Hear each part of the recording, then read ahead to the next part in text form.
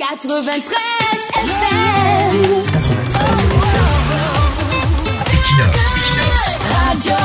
Bonjour, l'autre jour nous avons parlé de ces Camerounais qui préfèrent aller subir les actes de xénophobie dans les demi-États que de contraindre les destructeurs du Cameroun à changer de gouvernance ou à libérer le plancher. Nous parlions de ces jeunes qui estiment que le pays est doux, que Paul Biya est toujours Shoga, mais sont curieusement les premiers à fuir leur mini-paradis, le Cameroun, pour aller forcer l'accueil dans les États insolites où les populations les traitent comme des malpropres et les chassent à coups de gourdin. Ce matin, restons sur le cas de ces jeunes qui insultent les opposants, crient que le Cameroun est bien dirigé, mais curieusement préfèrent aller mourir dans le désert, préfèrent aller se faire maltraiter chez les autres que de rester chez eux au Cameroun. Parlons plus précisément de ces jeunes qui partent entrer dans l'armée russe pour obtenir des papiers. C'est désormais la nouvelle mode. Les réseaux de recrutement de l'armée russe attirent les jeunes Africains pour aller gonfler les effectifs. Parmi ces Camerounais qui fuient leur pays pour aller mourir pour le compte de la Russie, il y a ceux-là qui ont fui l'armée camerounaise.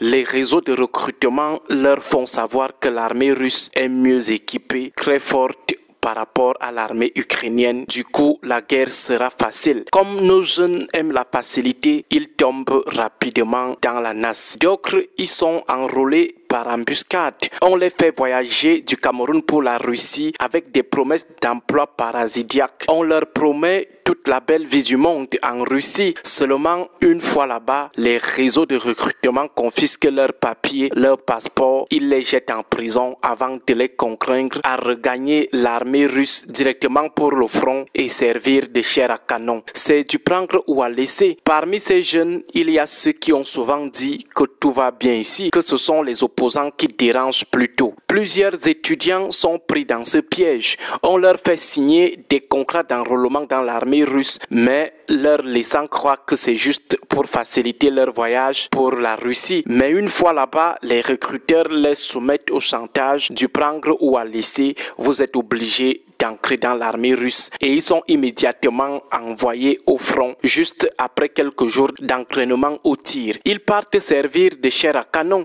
Certains, une fois en Russie, comme ils ne comprennent pas le russe, on leur fait signer des contrats d'enrôlement sans qu'ils ne le sachent. Une fois enrôlés dans l'armée russe, on vous prive de tout contact avec votre famille. Certains, on apprend seulement comme ça qu'ils sont morts à la guerre. Les familles ne connaissent jamais à quel moment leurs enfants sont devenus militaires russes. Ça va vite. Pas moyen de fuir. Parfois, on leur promet que l'engagement dans la guerre sera juste de courte durée. Mais après, ça devient un piège. Pas moyen de sortir de là. Malheur à toi si tu tentes de fuir, de quitter l'armée russe. Tu es blessé au front. Tu es au bord de la mort, personne ne te permet d'appeler ta famille. Ce sont donc des otages de l'armée russe. Beaucoup de jeunes Camerounais meurent dans cette histoire d'enrôlement dans l'armée russe. On parle les contraindre à devenir soldats. On se souvient encore de Derrick Founou, président des jeunes Foutini du Cameroun, Ngouka Chang, ancien élément de la garde présidentielle, Yongju Fabrice et le jeune Mitterrand tués dans une attaque de drone en Ukraine. Les enfants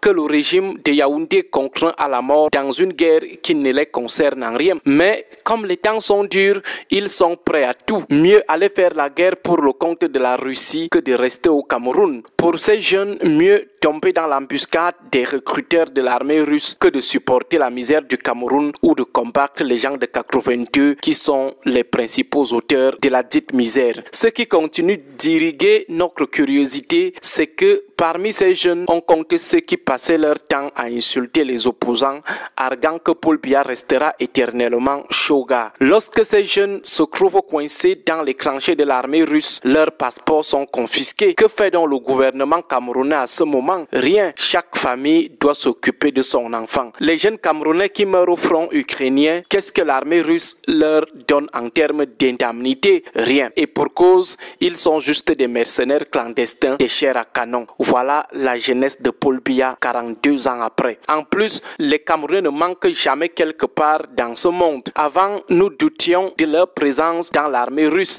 mais aujourd'hui, on réalise qu'ils constituent l'un des gros lots des effectifs des mercenaires africains enrôlés dans cette armée qui prend en otage les jeunes désœuvrés. Bonne journée à vous tous. 93 FM.